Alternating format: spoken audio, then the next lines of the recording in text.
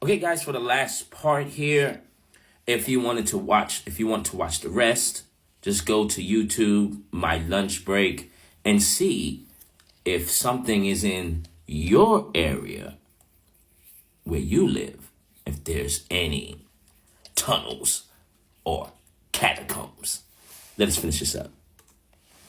Our excavation of the entire floor level, where we now understand what is underneath these floors of so many of these churches all over the world. We now understand most likely what they found in 1974. We are unlocking it all.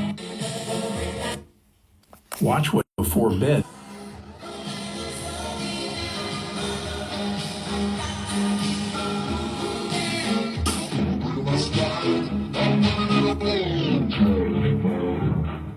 Do you remember when we found catacombs all over the world? I think we're all ready to go back and take it even further, exposing what is below our feet in nearly every one of our cities without us ever thinking about it. Are we all attracted to these cities, these locations, for a reason that you weren't aware of, a much darker truth than you were ever told about? And do you remember when I showed you all that these catacombs are right underneath the floors of these churches, places that were built with the knowledge that these bones of the past were placed into geometric shapes right underneath your feet on Sundays? When we go to Southampton, England, where we are told one of the strangest places in pre-war Southampton was the catacomb beneath the All Saints Church at the corner of High Street and East Street.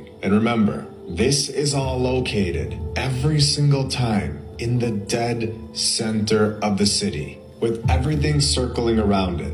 With its location, Southampton city center, of course telling us that there was a previous church, where we know this is a reoccurring pattern in the narrative at this point, where they say that the first church was described as very ancient, and they supposedly demolished it. Where after everything that we know here, I believe that there was only one church on this site, and it was the one that we are looking into, the supposed second church, where this story gets interesting. The foundation stone was laid by the Grand Master of the Freemasons, a church that they knew catacombs were underneath it, because they tell us down here that the building was completed in just 4 years, from 1791 to 1795, despite hardly having any funding. Completed in 1795 in 4 years, where the catacombs of the original church remained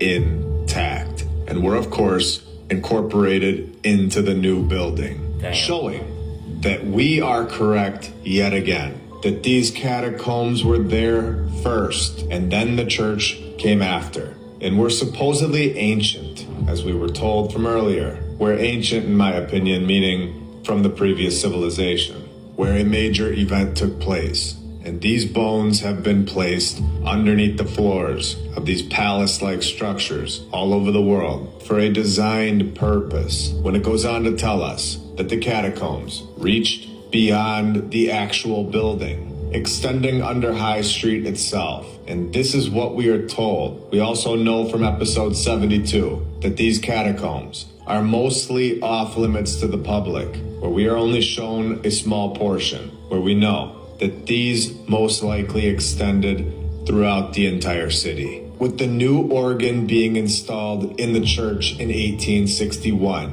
manufactured by Bevington and Son, where the son is not Bevington's son, in my opinion. I believe that the son is the mason, guiding the way to use the organ to connect with the people above and below the floorboards. When we have shown, according to ScienceDirect.com, piezoelectric effect is the ability of certain materials, including bone, to generate an electrical charge in response to mechanical loading, where we are finding out, in my opinion, how these so-called churches are being used. and how they are operating as a machine. The heart of any bone-conducted system is the vibrator, which convert amplified sound. The mechanical vibration, the organ, connecting with these bones, as well as the people that are alive and above the catacombs. So I will ask again, are you 100% sure that you fully understand why you are inside one of these old world buildings on Sunday?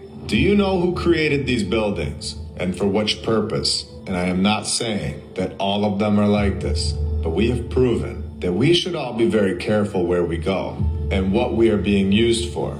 Do you understand that the people that use these buildings throughout history, they fully understand much more to this world than we are told, where it seems that they fully understand how to connect vibrations with bones, where through vibration or music from an organ, an electromagnetic field is produced that excites the magnet element and counterweight, producing movement or vibration within the actuator to change the electrical signal to vibration that can move through the bone conducted pathway to stimulate the cochlea inside of your ear next to your brain.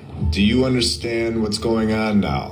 Where this subject is much deeper than the world understood before, where the previous civilization was taking advantage of knowledge, an incredible understanding of human anatomy, possibly being able to manipulate people, and being able to connect it through vibration within a contained environment, where the bones extend out into the city, in my opinion, creating a vibration that reaches everyone in the radius, whether you attended on Sunday or not, where I bet you probably didn't think to research where the nearest catacomb was before purchasing your home, where in 1914, the graveyard was basically decommissioned, a removal of religious blessing, which is not fooling anybody. It's still there today. Removing the headstones, where it became a children's playground in the 1930s, when the church was bombed in 1940, and they tell us that 403 people were transferred out of the catacombs and moved to Hollybrook Cemetery,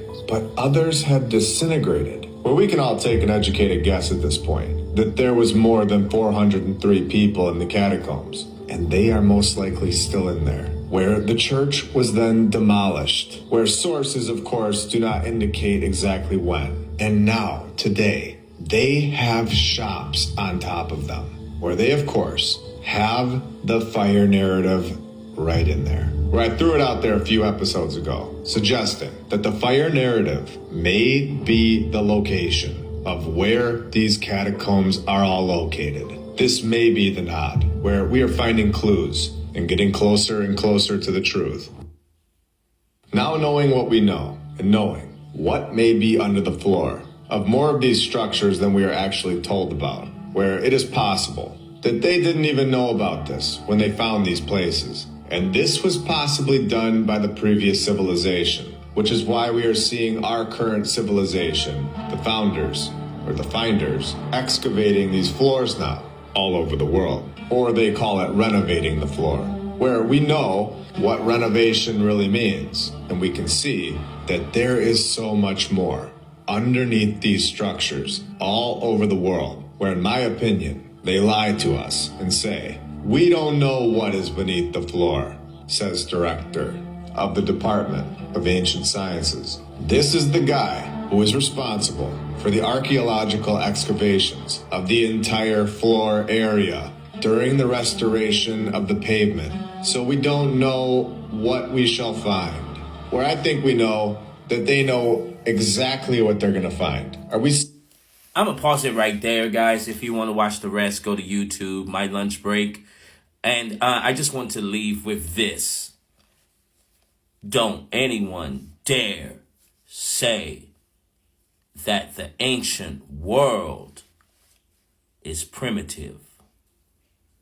That is so far from the truth. These buildings from the 13, 14, 1500s are still standing today without renovations. It's your boy.